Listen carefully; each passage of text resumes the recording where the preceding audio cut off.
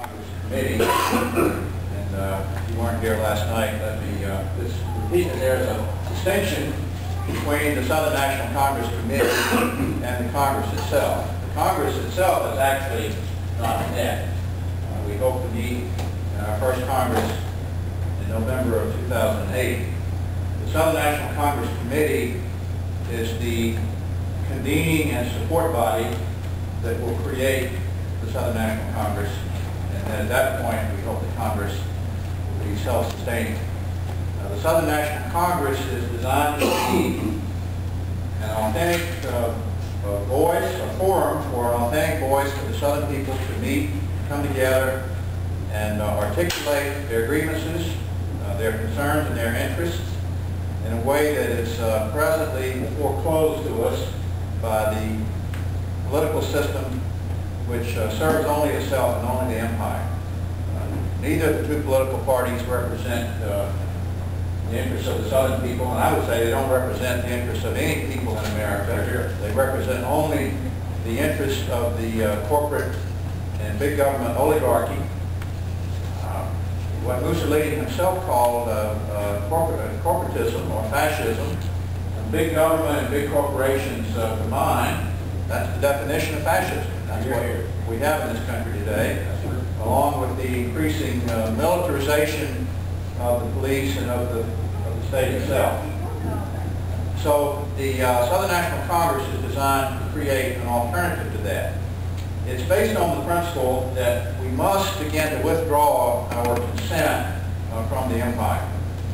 And I don't need to tell you, we could spend an hour just going over the abuses, outrages, and usurpations of the empire. I hardly endorse everything that Franklin Sanders and Johnny Kennedy said, in particular that liberty is the goal, secessionist means. And today's oligarchs and the corporate government establishment are the enemies of liberty. They are the traitors. I was once one of those imperial soldiers, Franklin. By the grace of God, I am now out of the Imperial Army and its reserve forces. But I remember taking an oath to defend the Constitution of the United States against all enemies, foreign and domestic. And I concluded that the greatest enemy to the Constitution, to our liberty, to human dignity, is not a foreign enemy, it is a domestic enemy.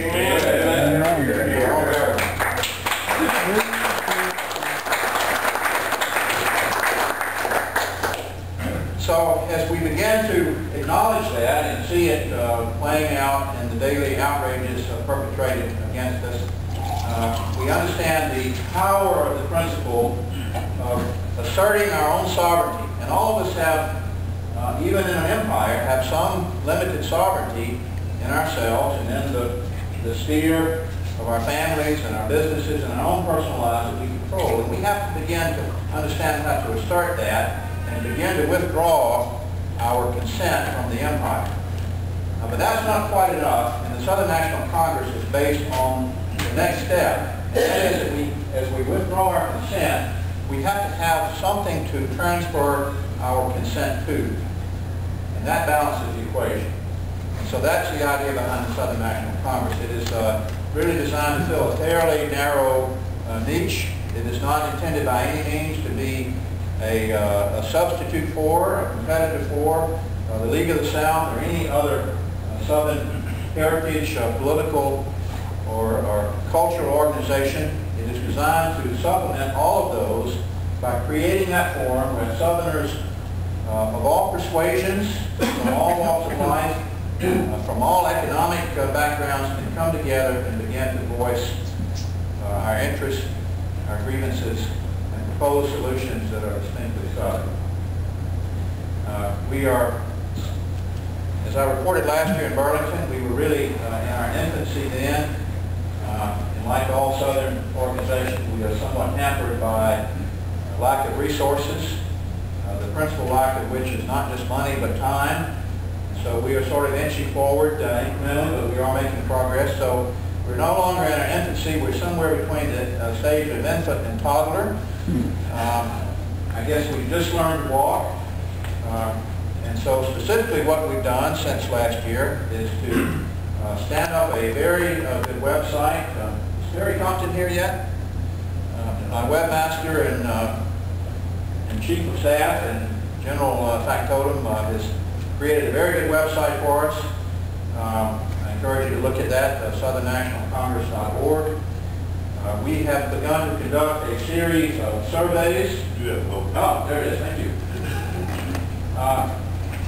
If we purport to speak or to create a forum that speaks for the Southern people, then we need to know what they think. And so we've begun to do a series of surveys on issues of great concern to get the views of the Southern people, and that's going to inform the Congress when we meet next year. We hope to turn this into a sort of blog and have regular commentary on issues of great concern. We're organizing delegations in each of the 13 southern states that will send delegates to our event in November. And the pattern is really sort of this. I gave you the principle that animates us and motivates us, but let me give you sort of an historical pattern. There are really two historical patterns that we look to. The first is the First Continental Congress in America in 1774. The 13 colonies, well, actually all 13 weren't represented, but the colonies who were, 11 and 12 I believe, sent delegates, and they began to meet in a Congress, even though the formal, I won't say legitimate, but legal government was still the Crown-appointed governors and the Crown-authorized assemblies. So the idea was that those who believed in liberty and who wanted to withdraw their consent from the British Empire, which was trampling on American liberty and human dignity, began to withdraw and meet in an alternative, parallel institution.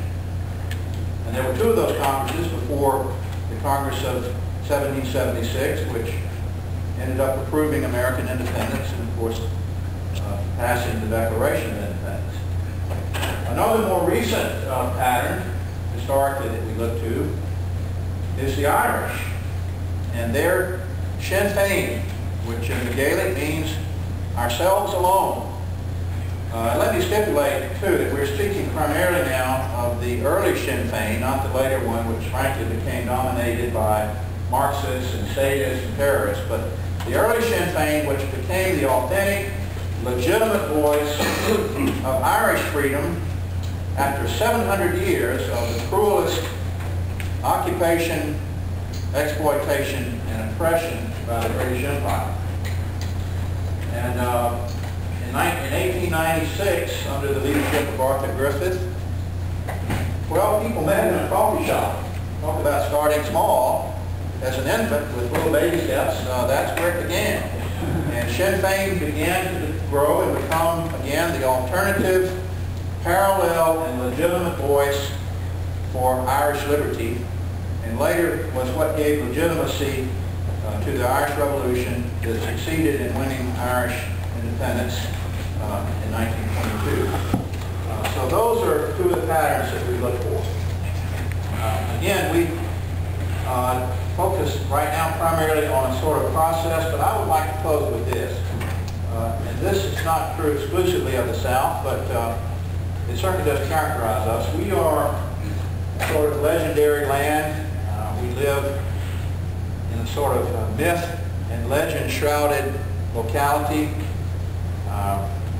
We love the past. As Faulkner said to the Southerner, the past isn't dead, it isn't even past. So we give a great deal of respect to our ancestors and to the accumulated wisdom of the past. We accord a great deal of deference to the legend, the myth, the romance, the music, the song, and the poetry that is inherent in our land.